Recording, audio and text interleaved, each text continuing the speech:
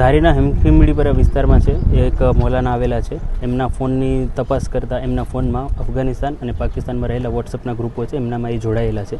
એવા એમનો ફોન મળી આવેલા છે. એમની જોડે જ્યારે એમને પહેલાં પૂછપરછ કરવામાં આવી હતી ત્યારે આધાર કાર્ડ સિવાય એમની પાસે કોઈ આઈડેન્ટિટી અથવા સિટીઝનશીપના પ્રૂફ નહોતા. જે અત્યારના જોતા એમની પાસેથી એમના પાસપોર્ટ અને એક બીજા ડોક્યુમેન્ટ છે મળેલા છે, જેમની ખરાઈ પણ અત્યારના ચાલુ છે.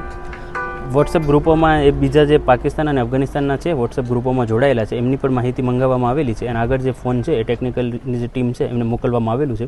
આ વિષયમાં જો વધુ કોઈ પણ માહિતી મળશે તો તમારી જોડે શેર કરવામાં આવશે. હાલમાં જે રીતે પ્રાંત અધિકારીઓ સહિતના રેવન્યુના અધિકારીઓ પણ આ તપાસમાં જોડાયા છે. આ મિલકતના કોઈ દસ્તાવેજને લઈને પણ તપાસ કરવા માટે કાયદેસર છે કે ગેરકાયદેસર એ દિશામાં કોઈ તપાસ ચાલી એ દિશામાં પણ તપાસ ચાલી રહી છે. જો એનામાં કોઈ પણ અપડેટ આવશે તો એ પણ તમારી જોડે શેર કરવામાં આવશે. વોટ્સએપ ગ્રુપમાં કોઈ આતંકી પ્રવૃત્તિ કોઈ કનેક્શન મળે છે કે કેમ?